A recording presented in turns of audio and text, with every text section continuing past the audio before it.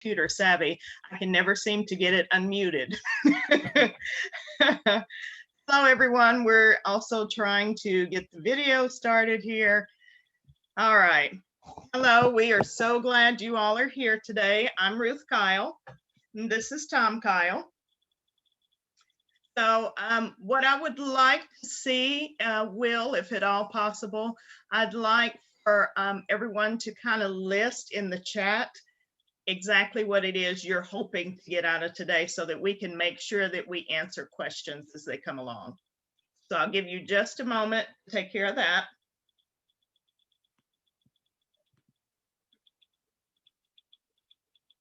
And just to clarify, Ruth is the professional presenter. I'm the professional computer science teacher. He's the professional hanger-on. So let's see. Will, I know you're in charge of the chat. There we go. Okay, so everyone just kind of enter a little bit about what it is you're wanting to get out of today. Can everybody see the chat?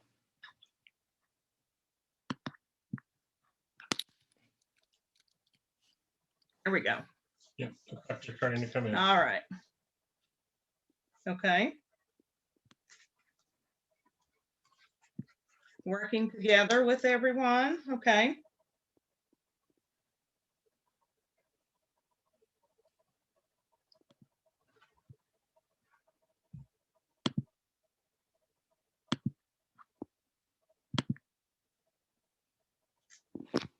Sports. Okay. Ooh, diversity. Definitely.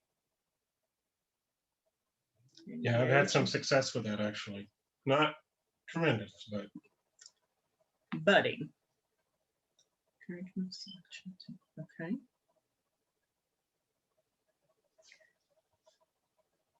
Mr. Kyle will be able to speak to some of the new curriculum selections that are out there. So that will certainly come through. Yeah, let's make sure we make a note of that because that's not in the slides.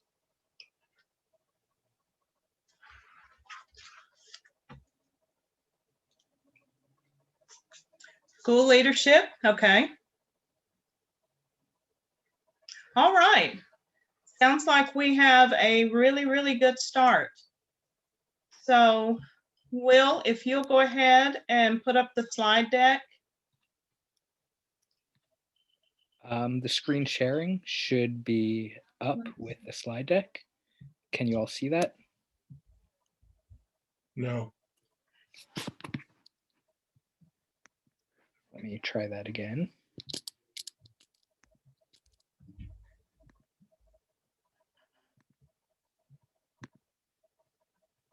Ooh, strategies. Okay, awesome. Is it showing now? It showed and then went away. There we go. Awesome, awesome. So again, I'm Ruth Kyle. I'm a high school counselor. The way I first got involved with Counselors for Computing is I actually attended a workshop about 4 years ago now. I went to Duluth and it was a beautiful campus there. We had a week of interacting with people from all over the country. That time met Angela Cleveland, who is an awesome, awesome resource if you guys have not met her. And I've been a computer programmer most of my life. And I got into teaching officially about 8 years ago, although I had always taught at the community college or university level along the way, part-time in the evenings. So I just made it official and started teaching high school 8 years ago. Also went through a program very similar to what you all are going through. So he has that unique perspective that you all do in that it's not a traditional program per se. Okay, Will, go ahead, please. So NCWIT is a nonprofit community which was founded in 2004 with support from the National Science Foundation. We convene, equip, and unite more than 1,240 change leader organizations. And the important part of that is the change, because you can be a leader but not be changing anything. So the important part of that is the change. Okay. So this was very important, and this came up several times as we were at C4C. And it's don't ask kids what they want to be when they grow up. Ask them what problems they want to solve.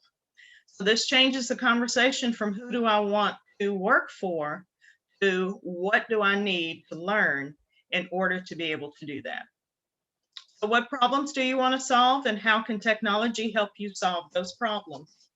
I actually had this come up in class yesterday, and I was talking to students that were frustrated with having to solve the problems in a computer-related class. And I said, well, it doesn't really matter what career you do, you choose, you're going to have to solve problems. Managers are solving more people problems or process problems. Technologists are solving technology problems, but you've got to be a problem solver to be successful in today's world. Most of the technology that you have today, you'll notice, probably came from someone finding that there was a need for something, and then they wrote an app. So a prime example of that is my son got married 4 years ago. I hate shopping. I am not your typical woman, if that's such a thing. I don't like shopping. I don't want to go try stuff on. I don't want to be there all day. But Nordstrom's has an app where you put your measurements in, you answer a few questions about what you like and what you don't like, and then you can start shopping. As you shop, you click on a dress or an outfit, and they will tell you, based on things that you've told us you like, this won't work for you, you won't like it. Or they'll tell you this would work for you and here's the size you need. Because all of us at some point have bought something, had to take it back, try it on, and this kind of eliminated that. Somewhere along the way, someone like me who doesn't like shopping found that problem and solved that problem through an app. Okay. Well, there we go. So the NC-WIC Counselors for Computing, which is C4C program, provides information and resources that helps counselors join the front line of the computing conversation. Educators and students alike look to professional school counselors for ways to encourage girls, women, and underrepresented groups to pursue computing. So girls, women, any of our underrepresented groups, and that depends on where you are, because sometimes where you are, the underrepresented group doesn't look like the underrepresented group in a place where your colleagues are. So it's important to not have a preconceived notion of who is underrepresented, who is underprivileged. You have to be aware of your population and of the resources in your area. NC-WIT can help counselors remove the barriers so students choose to learn computing, consider pursuing technical career paths, and believe their voices can be heard in the tech industry. Because knowing where to start is hard, even for the most experienced counselors. So Will, I did not see, if you can tell me how many people we have here that are counselors. Is anyone here looking to go into the counseling aspect of it? I don't have that number off the top of my head, but I will create a quick poll. Okay. While he's doing that, let me just add, for those of you that are teachers, your counselors are your best friends. It's the sooner, if you're trying to create a program, you want to teach computer science, but maybe you've had to go into the school as a math teacher because they didn't teach computer science or whatever the situation is.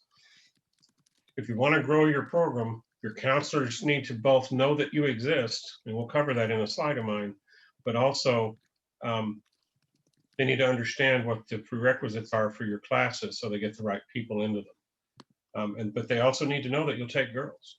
We'll cover all that in more detail. So I just launched a short 1-question poll. If you could say what your primary role is. Thank you. Because that information is always good to have, because that way we can make sure we're both addressing your questions that you have had, the things that you want to know, and then also we'll be able to address specific roles that everyone can play. So go ahead, Will. All right, so 14 out of 17 people answered the question. We have 4 teachers, 7 administrators, and 3 counselors on the call with us. Okay. 4 teachers, 7 administrators, 3 counselors. Awesome.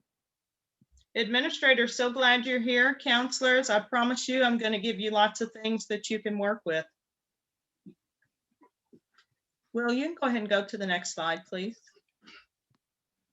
So, why school counselors are critical allies in the conversation to broaden participation in computing. So if you will look at this, I don't think it's a Venn diagram, but I'm a little bit lost on my diagramming. But if you'll look, school counselors work with many different stakeholders. Those of you that are school counselors, you get to do everything. You answer questions and take phone calls about stuff that's not even necessarily, quote unquote, your job, but it is up to us to be that person out there to interact with parents, to interact with students. So as you can see, we work with many different stakeholders. So it's everyone. And we're uniquely also positioned to work individually with students and therefore work to remove barriers. If you can get that flash talk, Will, if you can click on that. If you can't, we can always come back to it. Can you tell me which part to click on? Yes, can you see? We can come back to it. That's fine. Go ahead and go on to the next one because we can come back to that. Oh, I think. You found it? Yep. That's it.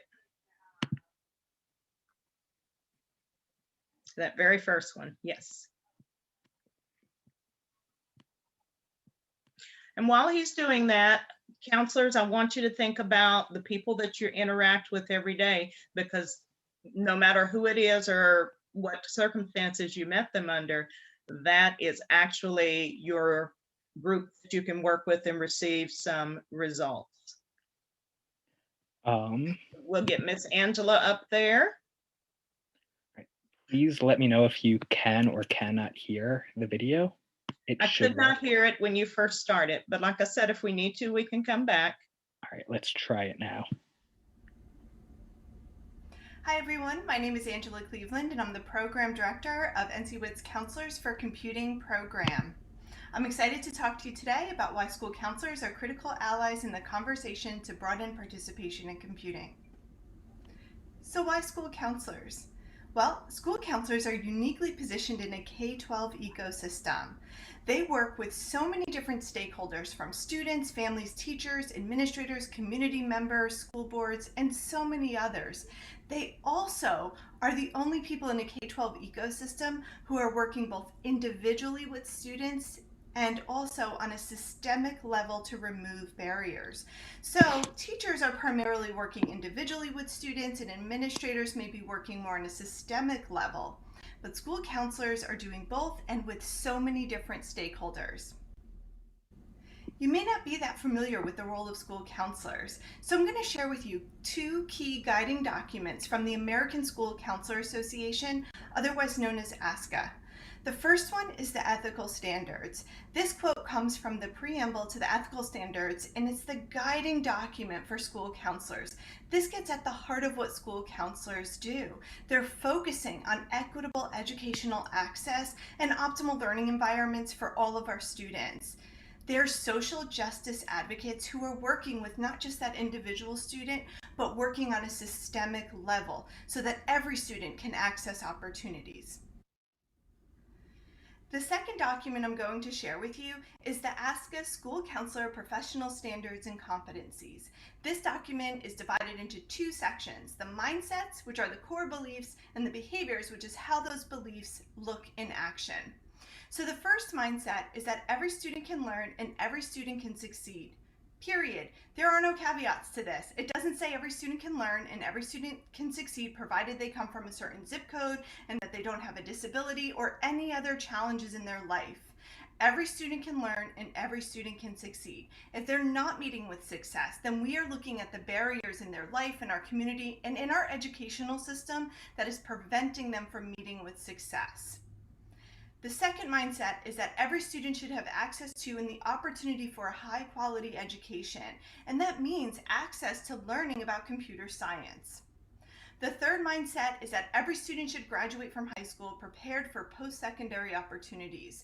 We don't have a crystal ball, we don't know what the careers of the future will be, but we do know that the best way to prepare our students for careers of the future and sustainable careers of the future is by giving them the opportunity to learn about computer science. We know that computer science is changing every single industry.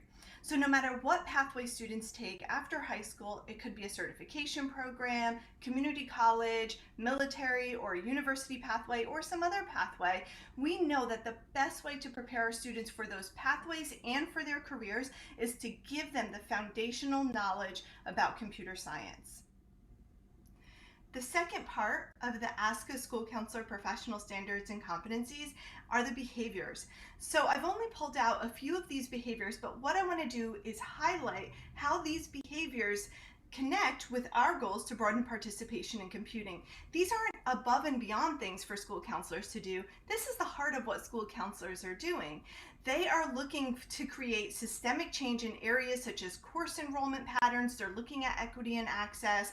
They're looking to close the achievement, opportunity, and information gaps for students. They're looking at career opportunities and labor market trends, recognizing that the skill sets that students are learning in their computer science classes are transferable across different content areas and across different career pathways. So how can you get started engaging with your school counselor? You can check out our Bitmoji resource tour by clicking on this link. Our virtual classroom is filled with exciting links to posters, resources, videos, and so much more. Feel free to click around and explore on your own. As you engage in conversations to broaden participation in computing, don't forget to reach out to your school counselor. As you can see, they're uniquely positioned. They work with so many different stakeholders. They work on that individual level and on that systemic level to remove barriers, and they care deeply about equity and access issues for all students.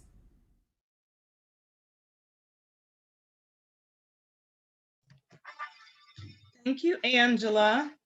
Even though that was not the actual Angela, I know she's on here. Thank you so very much for that. So I want to ask those of you that are our school counselors, can you just give a quick in the chat some of the barriers that you are already experiencing? Don't be shy, because the only way that we can address some things to help you is to be able to hear what some of those barriers are. One of the ones that comes up very often while you answer that question is a lot of times we run into issues with girls thinking that it's not something that they can quote unquote do, or something that they're not interested in. One of the ways I approach that with some of my high school students is I actually had a group of girls in my office and I asked them, if you needed to tell a secret and you told somebody, don't tell anybody, which friend would have it all over the school within the next half hour? And they all chuckled. I said, I don't want to know names, but I explained to them, that's your security leak. So how do you make it past that security leak? Maybe that's information that person needs to have, but how can you keep them from making it into a security leak? And so that kind of gets them to thinking in terms that they can understand. If my friend is my security leak, how can I help plug that up and not let that information get out? Okay, so some course offerings. You are correct. I'm gonna let Mr. Kyle address course offerings that there are some that are new, and then there are some that are being revamped. Prerequisites needed to take a CS course. I'll have him address that as well. Thank you for these comments that are coming in. And I'm making notes so that we can make sure we address those. Will, if you want to go ahead and go on to the next slide, please. So here are some of the barriers about who should take it and who should not take it. This one will be really, really easy. Everyone that is enrolled at your school should take computer science in some form. Everyone. So that's who should and should not take it. If they're not enrolled at your school, you don't have any say so over that. But if they're enrolled at your school, they are eligible to take computer science. There are actually districts that mandate some form of a computer science class, usually an introductory class, not necessarily a heavy programming class per se, but some kind of a principles of technology or foundations of computer science, something like that, that gives kids a glimpse into what the computer science world is, as well as helping reinforce those problem solving skills or helping develop their problem solving skills. And it's typically a requirement somewhere in the 8th or 9th grade year for those that have mandated it. Okay, so that kind of goes along with lack of awareness of what computer science is all about.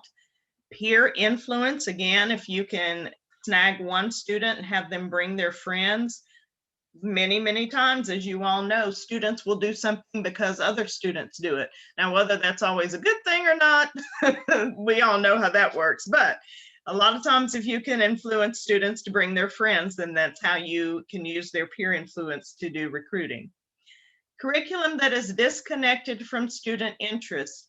It is very important that we be able to see what students are interested in and then make sure that we have curriculum that can address that. So if you have students that are interested in gaming, there are computer courses that can kind of help them towards gaming.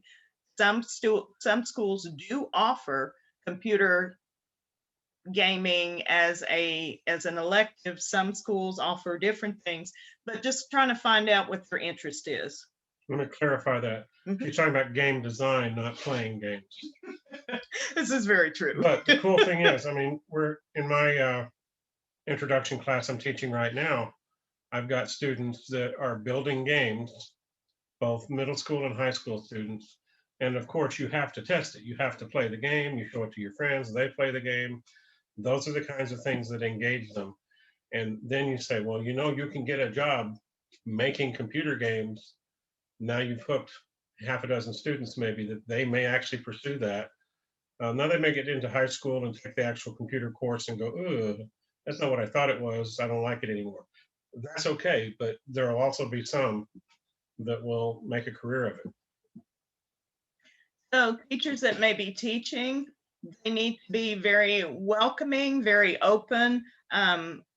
Mr. Kyle here, I actually put a young lady in his class last week when she enrolled, and she transferred out of the class today due to some scheduling concerns, and he was just heartbroken. He said she was my only girl in second period, and I was so excited to have a girl in second period. He said, I'm excited to have a girl at all in any of my technology classes, but in that particular networking class, because women think differently than men, it was good for him to have a female perspective in there.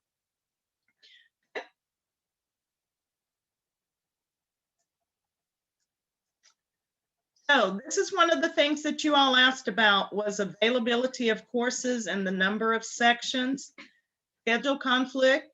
So those of you administrators and counselors that are in charge of the master schedule, you know that what tends to be a problem are those singletons and doubletons, those ones where they're only offered certain periods. If you don't have enough electives, then we run into conflicts with where band falls and with where athletics falls. And so just making sure that students that may want to be in band and may want to be in athletics also have the opportunity to be in a computer science course, and that they don't have to pick one over the other. Also, we want to make sure that we have computer science courses that are not just limited to particular pathways or tracks. Some that are standalone courses, such as we have Principles of Technology, which of course leads to different pathways and tracks, but students can also just take Principles of Technology so that they have that additional information. And teachers who may be teaching this computer science courses, there's a perception that those teachers are all techie or nerdy. And now, mind you, my husband is techie and a little bit nerdy, but he is also very, very welcoming in his classroom. And he makes sure that students understand and they see his excitement about what he can do in his classroom and what they can learn. And so even if you have someone that is a techie, nerdy type of teacher, they can also be very welcoming and show students these are the things that you can do in a computer science class. So therefore, you also need to have more than one computer science teacher. And we are really blessed in that that is the case in our building, to the point where we're actually having to add another computer science teacher that's going to take a slightly different track with some of his classes. And then what the classroom looks like. So it doesn't want to put off that perception of here's a classroom that only so-and-so goes in, or here's that classroom where all of the geeks go. So just inviting, making sure that students see where it is that they could possibly fit in, and then making sure that you have those classes available with enough sections to where there's not conflicts that might keep people from those classes. So computer science is posing a problem in such a way that a computer can help us solve it. So computers, once I read something where a second grader said, well, this computer is stupid. You have to tell it to do everything. And that's very much true, but there's also power in that. You can tell it to do anything. You just have to learn to speak its language. Computers can help us communicate. There are students, particularly on the autism spectrum, that may not communicate well with their peers, that literally come alive on a computer and suddenly have a tremendous vocabulary you never knew existed because they found a way that they can interface. Computers can help us solve problems. They can do things at a speed and magnitude that we can't do as a person. And we can solve problems that would take us years or be just impossible to do all the calculations to solve a problem, but a computer lets you do that. With a computer, you can design anything that you can imagine. There are ways to make it take form on a computer. And obviously the stuff we think about in business, where you can share, store, retrieve, and manipulate, and more importantly, secure information. And I teach a cybersecurity course where you discuss that battle, the constant battle between information security and information availability. The more secure it is, the less available it is to the people that need it, and vice versa. And you have to strike that balance. So all these kind of things go into computer science. Ultimately, it's designing a computing device and then programming them. That all is part of computer science. So what do we want? As a computer science teacher, and I'm talking to the what was it, 3-4 teachers that we had? Yeah, 4. But also to the counselors and administrators, because it's your job to help us get the right students, right? If we care about our job, we want more students, we want diverse students, and we want eager students. That's easy to say and sometimes harder to deliver. But one of the first things you've got to be willing to do is recruit for your own program. You've got to blow your own horn. You've got to go to the career nights that some teachers dread with enthusiasm and say, you know, I want to make sure students know that what's out there, and you make a display that's attractive and interesting and will get the attention of people, but not necessarily just that typical white male. You want to show a lot of different things that don't necessarily scream computer science, but there are things that you can do with computer science. So that's one aspect. But as a computer science teacher, excuse me, as a counselor, you've got tremendous influence encouraging students and steering them and guiding them to what courses they want to take. And I suspect, and Ruth can speak to this, most counselors probably have their favorite courses or their favorite teachers that they know they can always drop a kid in and they'll be happy. And as a computer science teacher, you want to be very careful to not say, well, I don't want that kid.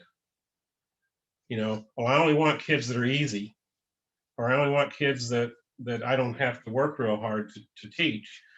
You've got to be willing to take those students that might require some attention, because once you get that student hooked and they're successful, now you've got another pipeline into your program. I am SPED certified, so I take special ed kids without any issue because I know how to handle them. I've dealt with them my whole life.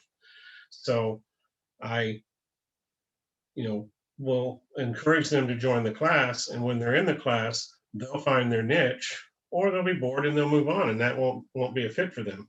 But you need to give them that opportunity, because so many times students that are struggling with other subjects will thrive in computer science, and you'll find there's information out there that suggests that students that take computer science classes, that learn those problem-solving skills and exercise those problem-solving muscles, if you will do better on tests across the board. Administrators, you need to hear this. Computer science students do better on all tests. All of the state-mandated testing, you'll see your computer science students, as a rule, do better on those standardized tests. So there's that going for it.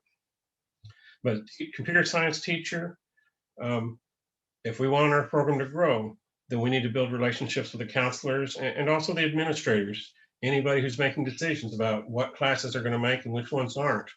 Make sure they know that your classes are there, and then educate them about what kind of student is going to be successful. Ruth said everybody needs to take computer science, but they don't all need to take a very specific how to build a PC class or an advanced programming class. You want to give them a general class first, and then let them decide where their interest goes, and then encourage them along that path.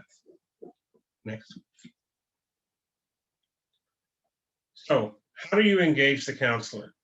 I've started on this a couple of times. First, you just have to make sure they know you're there. You do not want to hide in the corner behind your computer. Computer teachers are often more comfortable with a computer than they are with people. You've got to be willing to take the students that they give you. But you also need to sponsor some after-school activities like Girls That Code. Once you get a couple of students that are successful, then you let them be your cheerleaders and help you recruit others. Even have a chess club. Something that gets kids around you so they realize you're a cool teacher, and then they'll help recruit others. And I already covered a lot of this slide in the last one. So if you look down there, at the bottom right, you'll see that there is it's a pamphlet. It's really good on 10 ways to engage school counselors as allies. It is one that is available from NCWIT. It is a resource there that you can request. One of the things I want to touch on really briefly that Mr. Kyle touched on was the making sure that you're willing to take the special ed students. I have a young man right now, because as you know, if you take Computer Science 1 and Computer Science 2, it counts as a language other than English for graduation requirements in Texas. So I have a young man that is taking Computer Science 1. It is in his intent to take Computer Science 2 and to use that as his foreign language credit. Does a couple of things for him. It allows him to be on the computer, which is what he really likes to do and would prefer to do.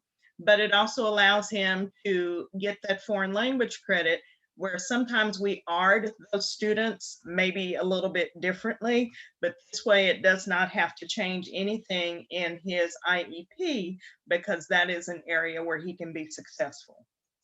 Exactly. So you've got to provide information to the school counselors and administrators about computer science. We've already covered that they need to make sure that you need to make sure they know everyone is welcome in your intro level classes, and that everyone is able. Those courses and introductory level classes should be structured in such a way that every single student that enters the door is able to be successful. Now, some will choose not to be, but that's the standard challenge that all teachers have with all subjects. If they're not interested in it, how do you engage them? But these classes are designed to encourage students to explore new things. So get as many kids as you can into those intro classes, give them a diverse offering of the different kinds of other classes that'll be available, and then let them pick where their interest lies. Now, for your other courses, you need to make sure that everyone involved in placing students understands what the prerequisites are. You can't take Computer Science 2 without having Computer Science 1. Cybersecurity, the advanced class, you really need a programming class, or at least the programming that exists in the intro level class first, and you really need the networking class.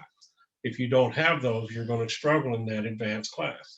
And the better the counselors understand how these classes fit together, the better they're going to advise students to follow that path.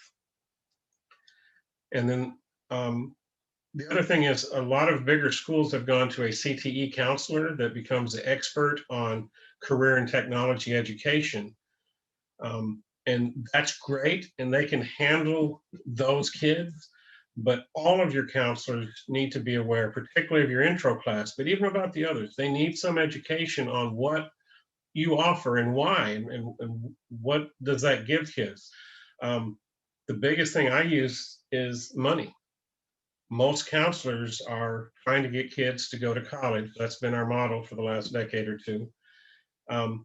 But computer science is a way for a kid to get out of the Title I, low income, poverty, economically disadvantaged situation into a good paying job. We've always seen college as the path for that, but computer science offers several ways, both with and without college, to work your way into really good paying jobs. And that's something that all the counselors need to be aware of. I'm going to piggyback off of that. I actually talked to a dad today who was really, really excited. They just moved to our area. He was very excited about the amount of computer science courses that were offered. And he said, if it's all possible, I want to offer my expertise. He said, because I work in this field and I can't find anyone with the skill sets that I need. He said, I have jobs. I'll be willing to mentor them through high school and hire them right out of high school if that's what they want to do. I just need to be able to find people that can fulfill the requirements of that job. And there's just not a lot of people out there. So making sure that you've made those connections in the community, because somewhere there is a dad like this one, or a mom, or maybe someone's grandma or grandpa that has that expertise that can get with that particular teacher and tell them, here's some things that I need to see in kids. And then that way, that computer science teacher can help structure their lessons a little bit differently. If you look down there at the bottom, it's a little bit hard to see, but there again, you can request these resources from NCWIT, but it gives you a little bit more information about some talking points on why young people should consider careers in computing and IT. The other thing is, you might not want to be a PC tech your whole career, but it's a great after hours job to put yourself through college. Working in a data center, in a call center, what have you. Those are the kinds of things that have to have staffing around the clock. And as a college student, you may not have a full ride scholarship. You may have to work. And if you'd rather, most people would rather do something on a computer rather than go flip burgers or wait tables. So it's offering, even a kid who's going to go to school for engineering, or really any subject. You know, they could be going to get an English degree or whatever. They may still have to put themselves through college. And there are many, many computer jobs that they could learn to do fairly quickly that would give them the income to do that while they pursue their passion. Okay. All right, middle schools. I may have said something about this earlier. I teach all the way from 7th grade and up. And in Texas, you can get CTE money for courses taught in the 7th and 8th grade, and the kids can get high school credit for those courses. There are 3 that we teach at our middle school, and I teach one of them, the Principles of Technology class. These are extremely popular, more than anything, because middle school kids don't have a lot of choices in electives. And so I've had better luck getting girls into those classes because they just want to do something, and they don't want to take art, and they don't want to take band, and they don't want to, and they're not an athlete. So I've got a heavy percentage of girls in my middle school classes that all of a sudden now I've hooked some of them, and they want to do some computer classes that they might never have taken in high school. So work with your middle schools, get some courses down there, and that will give you a feeder for all of your electives in high school. It's not just computer science. Any elective program that you're trying to get started, get yourself a feeder in the middle school where you give them a taste of it. Use those survey courses like a Principles of Technology or whatever to show them these are the kinds of things you can do. And by the time they get to high school, they're asking their counselor, how do I get in this course? One of the stories I like to tell about Mr. Kyle is that one year he had a young lady in class, and she was really, really good at coding, but she also liked to skip school and skip class and just kind of do just enough to get by. But there was at least a week there where she was evading ISS, where she would slide in, work on debugging her code, and then she would slide out. You might not see her for the rest of the day, but she would come to his class to debug code. And of course, by the time he caught up with an AP and everything, she was back out. But I just thought it said a whole lot about how much that class had sucked her in, that she was willing to take the chance of getting caught and going to ISS, that she was so concerned about. And that was something that had hooked her in, was her love for code and debugging code. So that's pretty cool. And then there's there's one there about bridging the encouragement gap, because it's not necessarily a knowledge gap. It's how can we encourage every student to try it. Now, Will, you can go in and go to the next slide. I can say that I am shamelessly putting kids that we are enrolling now, I am shamelessly putting them into our computer science classes wherever there is room. So, and a lot of times that is where we have room. And I always suggest, try it, see what you think. Well, I had a young man that I enrolled that I put him in networking or PC maintenance. I don't remember which one. And the first day he came, he wanted to get out. The second day he came and he wanted to get out. I haven't heard from him this week. So I know that means he's gotten engaged in something. He's found something that he likes to do in there, and he may not want to get out now because he's finally found that little place where he can get that niche. All right, this slide is one we wouldn't even have had a year ago. As more and more districts have been forced to engage online learning because of COVID, this is creating opportunities. Now, there are some districts that have said, nope, all the kids have to come back to class. We're not doing any more of this online stuff. It didn't work. And certainly we've had challenges where not all kids are successful online. But our district has made the decision that we're going to continue in some form to offer online education for some students in certain circumstances. It's always going to be a part of our school, for at least the foreseeable future. So that gives us opportunities. Yes, online learners, it's more challenging to engage them, and they may require more support, especially if they don't have a good situation at home. But there are so many curriculums for CS that are already online. The computer science teacher doesn't have to figure out how to deliver it online. All of my classes just happen to already be online curriculums because that's what I chose, because my school, I've got laptops in every classroom I teach in. I've got a laptop cart. The kids come in, grab a laptop, get to work. So moving them online was a piece of cake. I said, all right, do what you did yesterday with your computer at home. And the handful of kids that didn't have computers at home, our district made it happen and got them equipment on a loaner basis, and the kids continued to be engaged.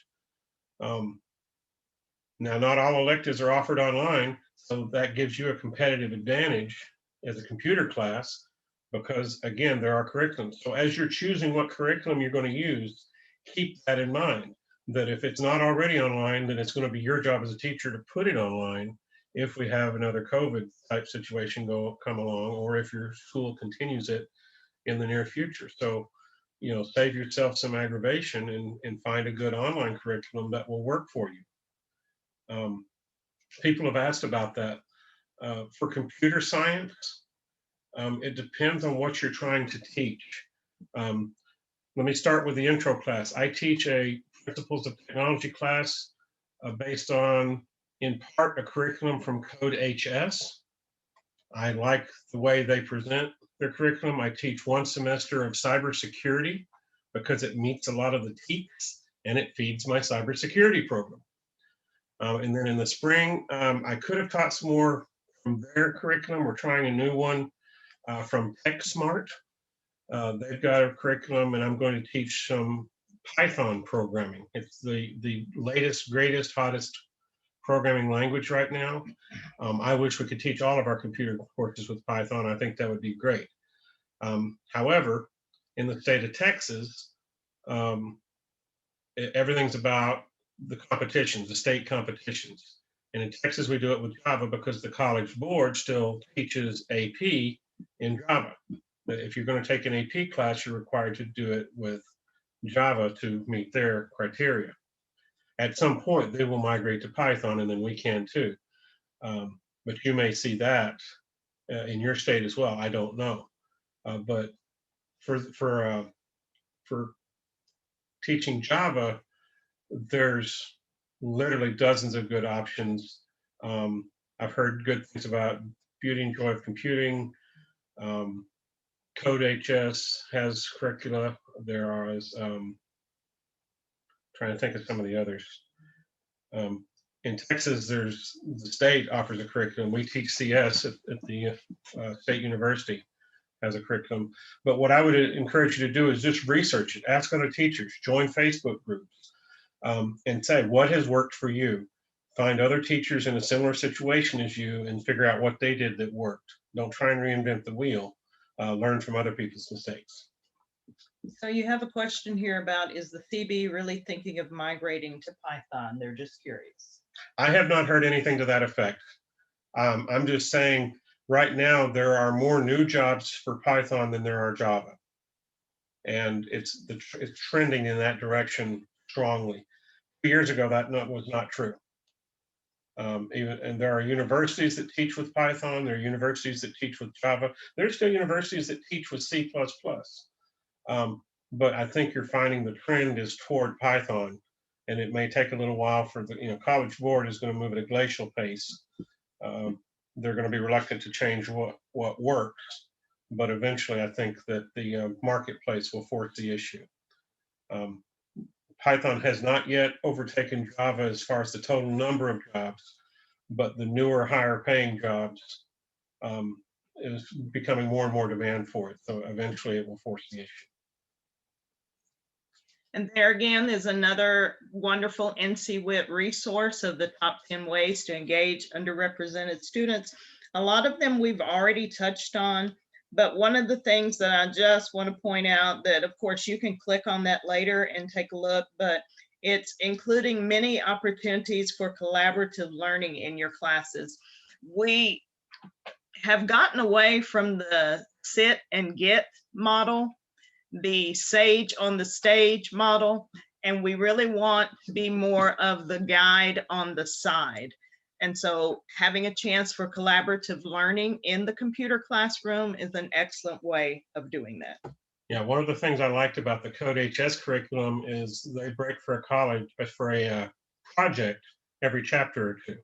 There's a project that reinforces the recent learning. And even my middle school kids were all over this. They were making PowerPoint presentations that would blow you away, doing videos simulating a newscast that, except for being funny, looked like a real newscast. I mean, they were all over it. So projects let you teach kids skills, and we had an argument about this in class.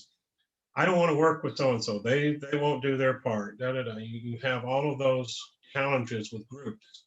And I also had those that say, you know what, I'd be better off by myself because I know what I'm doing and my peers don't, and whatever. You get all of those different angles. And I reminded them or told them, in the workplace, you have to work with other people. And one of the, I said this to somebody from industry one time, and they said, can I steal that?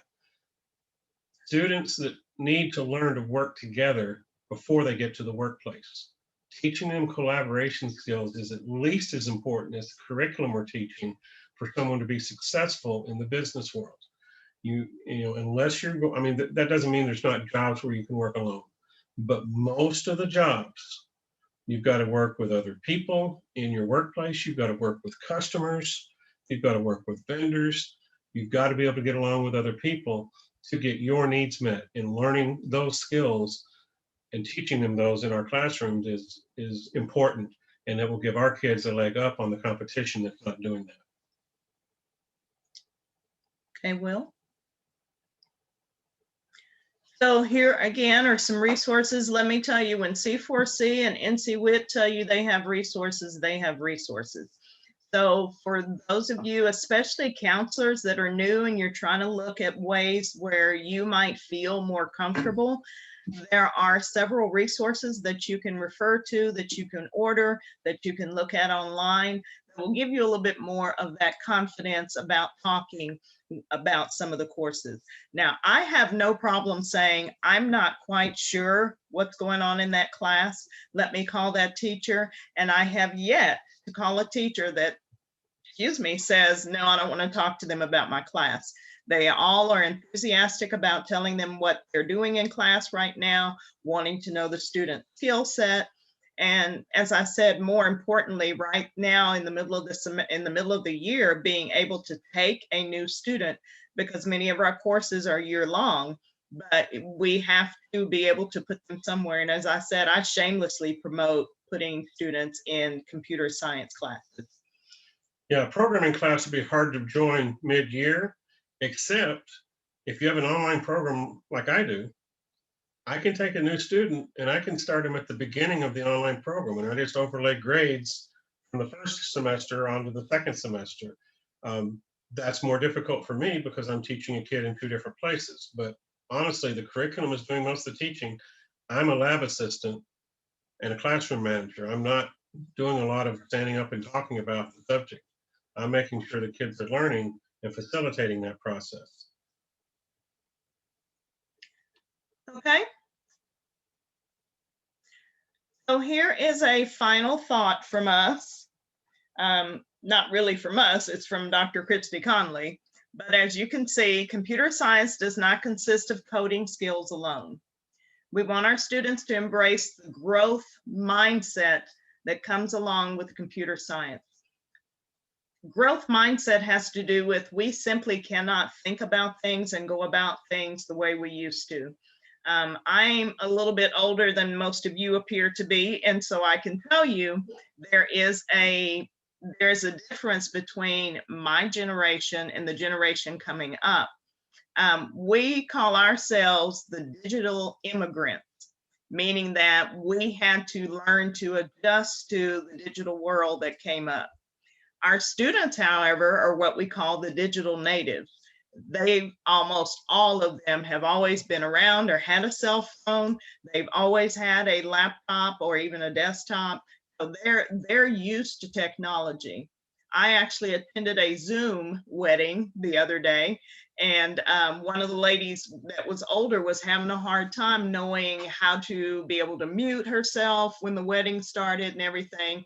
And finally, one of the other ladies said, go get your grandbaby, bring the 9-year-old in and let him show you how to mute yourself and kill your camera when you need to. So that's because they're the digital natives. And then the bottom here of the screen, thinking through problems and finding solutions and not giving up when you fail. I mean, computer science is not about getting it right the first time. In fact, I don't think I've ever written a program of any complexity that worked the first time I compiled it. That computer science teaches a kid that you have to stay at it to make it work, and that it's okay when it doesn't work the first time, that it's okay to fail. Failure is not a roadblock, it's just a box to stand on to get to the next level. Okay, so these are key concepts that students learn in computer science that transfer into a great life skill. We teach them tenacity, and we teach them how to get a hold of something and not let go until you're done. That student that she talked about earlier that would sneak into my class because she couldn't get her program to work, and she was both frustrated and excited. And if we can give kids that skill, it'll serve them throughout their life. Okay. So here again are some of the free resources available from NC WIT. Again, like I said, if you need the resource, NC WIT probably has it. And then our last slide, which I think is really cool. So if you'll look, Counselors for Computing has partnered with Teach for America to send participants of this webinar a free C4C resource kit, posters, and a VR headset. So yeah, y'all, and those VR headsets are awesome. I suggest that you play with them early and often. They just get you a VR headset, download some of the programs, have lots of fun. I think that's pretty much it for us. We will be happy to take questions, or if you have a comment that you want to make about something where you need clarification, we'll be happy to do that right now. Oh, thank you, Isabel. And Tom. And Ryan, I know free stuff is awesome. Thank you, Tom and Ruth. I see a question came out. Are you sending out this presentation? Yes, I will be sending out a follow-up email tomorrow to everyone who registered for this presentation. It will include the slides as well as a recording of the session, just if you wanted to go back over anything. If you have not yet registered for it, please do so. You should find the link to register in the same email where you found the link to join this. If you need that link, I'm happy to send it through the chat. Just let me know. And then if there aren't any other questions for Tom and Ruth, then that brings our call to an end. Thank you all for coming. I really appreciate it. And please reach out if you have some questions. Someone will know how to get in touch with us, and you can always, we'll be happy to answer questions or take a phone call with you just so that you feel a little bit more confident. Counselors especially, feel free to reach out to me because I want you to be successful in what you're doing. And computer science teachers, actually any of you that want to reach out to me, I have 25 years in business as a programmer before I became a teacher. I am that non-traditional teacher, and I understand some of you may be on that same path. But honestly, any of you, administrators, whoever, if you have a question for either of us, let us help, because my LinkedIn profile, my title is Computer Science Ambassador. I'm not a teacher. I use teaching to help the next generation learn to code. Thank you all. We appreciate it. Thank you both again. Have a great night, everybody. Bye. Have a Bye-bye. good evening.